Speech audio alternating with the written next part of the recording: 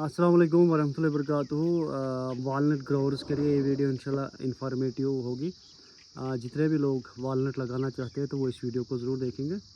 और वालनट के बारे में हम बात करेंगे कि वालनट की सिलेक्शन जो है वो कैसे की जाएगी, उसमें क्या क्या चीज़ इंपॉर्टेंट है और कहाँ कहाँ ये वालनट लगता है। तो हम अगर अपने चिनाब वैली या पीर पंचाल एरिया की बात करेंगे, कश्मीर के हिली एरियाज़ के बारे में बात करेंगे, जहाँ पे एरियाज़ प्लान है, जहाँ पे सदियों से जो है वालनट की कल्टीवेशन की जाती है। लेकिन अब एक टाइम आया है जहाँ हमें बदलाव हर चीज़ में चाहिए। जैसे हमने सेब को इतना मॉडिफाई किया है, तो उसके साथ साथ में हमारे वालनट में भी मॉडिफिकेशन होनी चाहिए। हमारे पास अच्छी खासी वैरायटी है वालनट की भी होनी चाहिए, ताकि हम उसी वालनट के ऊपर ताकि हम भी इसी वालनट के ऊपर अच्छा खासा काम करके उसको हम मार्केट में ले जाएंगे, मार्केट में हमें पैसा चार अच्छा खासा मिले। और दूसरी बात यह है कि जब हमें वालनट में अच्छा पैसा मिलेगा, अच्छी प्रोडक्शन उसमें होगी, और उससे क्या होगा कि हमारी जो नौजवान नस्ल है, हमारी जो आने वाली जो जनरेशन है, वो इसके ऊपर जो है सही तरीके से काम करेगी और वो इसके ऊपर इंटरेस्ट लेगी। तो कैसे आएगा बदलाव वालनट को लेकर? एप्पल देखिए, हमारे जम्मू कश्मीर में इतना ज़्यादा एप्पल बनता है, खासकर हमारे कश्मीर वैली में बहुत ही ज़्यादा एप्पल, सारी जगहों पे जो है एप्पल के ऊपर काम किया जाता है। लेकिन वालनट एक ऐसी इंडस्ट्री है जहाँ पे हमें खर्चा कम और मुनाफा बहुत ही ज़्यादा है। और अगर आप पोटेंशियल की बात करेंगे, हमारे जम्मू कश्मीर में ज़्यादा पोटेंशियल वालनट का है बनिस्बत अखरोट के। हमारा जो जम्मू कश्मीर की जो टोपोग्राफी है, यहाँ पहाड़ी सिलसिला, बहुत ही ज़्यादा पहाड़ी सिलसिला है, बहुत ज़्यादा लैंड हमारे पास वेस्ट है, और उन जगहों पे सेब की कल्टीवेशन करना हमारे लिए थोड़ा इम्पॉसिबल हो जाता है। हालांकि इम्पॉसिबल नहीं था, पॉसिबल हर चीज़ है, कहीं पे भी इंसान वो कर सकता है। लेकिन हमारे जो लोग हैं उनके लिए थोड़ा मतलब उतनी मेहनत व मशक्क़त नहीं कर पाते हैं।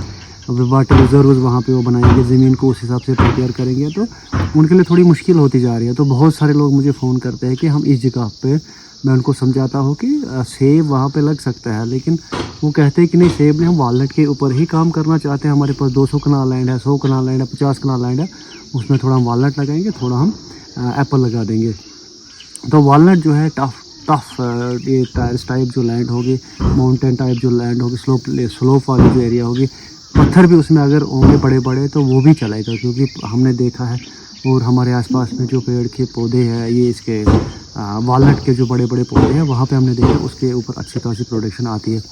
तो वालनट की सिलेक्शन जो है आप वो सही तरीके से करेंगे। फर्स्ट ऑफ ऑल, बहुत सारे फार्मर्स मुझे फ़ोन करते हैं कि मुझे 10 बंचेस वाला वालनट चाहिए, हमें 100 चाहिए, 200 चाहिए, हम उसको लगाएंगे, और लगाने के बाद हम उसकी जो पनीरी सैम्पलिंग तैयार करेंगे और उसके बाद उसको ट्रांसप्लांट करेंगे, उसके बगीचे लगाएंगे।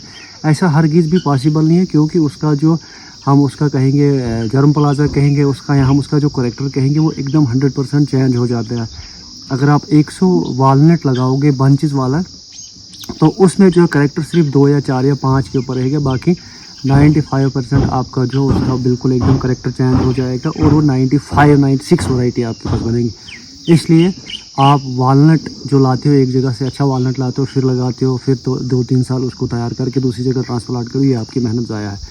दूसरा, वालनट जो है वो कैसा होना चाहिए? वालनट का जो कर्नल होता है, उसका जो शेल होता है, वो एकदम थिक होना चाहिए। देखो, ऐसा भी नहीं है कि पूरा थिक हो, आपको बिल्कुल कागजी मिल जाएगा, कहीं पे एकदम ऐसे दबाने से टूट जाएगा, ऐसा भी नहीं होता है। तो कम से कम आसानी हो तोड़ने के लिए, तो वो आपको देखना चाहिए फर्स्ट ऑफ ऑल।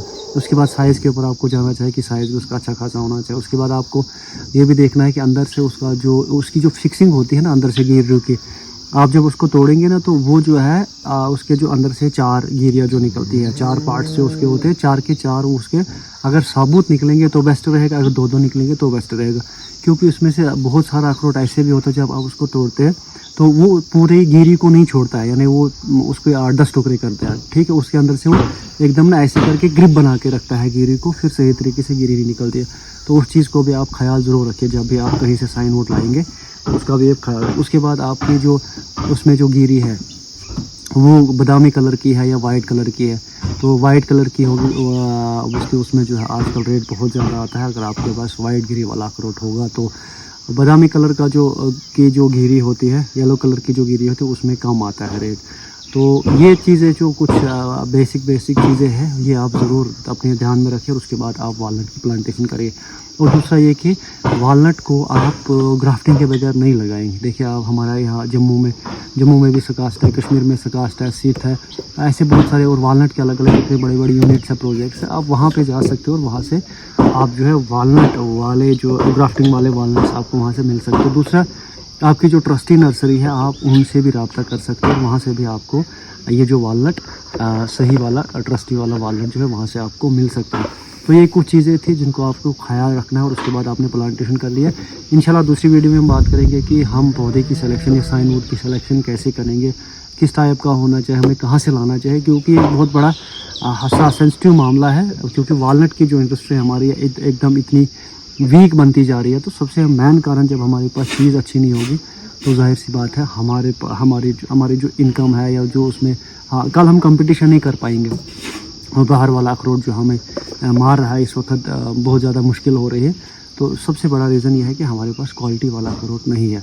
तो सेब के ऊपर भी आप काम कीजिए, पियर, प्लम, एवरीकाट है आपके पास, कीवी है, जो भी चीज़ें हैं, ग्रेप्स हैं, आप उनके साथ भी काम कीजिए। लेकिन आपका जो बहुत बड़ा रीजन है, बहुत सारे लोग मुझे कहते हैं 50, 60, 100, 200, 300 कनाल का जो एरिया है वो फार टाइप एरिया हमारा है, जो आपकी जो लैंड है, तो उसमें आपको अखरोट अच्छा रहेगा। लेकिन उसके लिए वाटर रिजर्विंग एक टैंक आपने ज़रूरी बनाना, ताकि 1-2 साल आप उसको सही तरीके से इरीगेट कर पाए। इंशाल्लाह हम आगे बात करते रहेंगे कि वाटर रिजर्विंग टैंक्स कब बनाएंगे हम, कैसे वो मिलेगा वगैरह। तो इस वीडियो को लास्ट में आप शेयर ज़रूर कीजिए। और जब भी आप वालनट के पौधे लगाएंगे तो सोच समझ के लगाए, पौधे आप लाएंगे तो सोच समझ के लाए, क्योंकि ये आपके फ्यूचर का मसला होता है। 5-6 साल, 8 साल, 10 साल मेहनत करके उसके बाद भी अगर हमें सही चीज़ नहीं मिलेगा तो वो हमारे लिए नुकसानदायक होता है। अस्सलाम वालेकुम।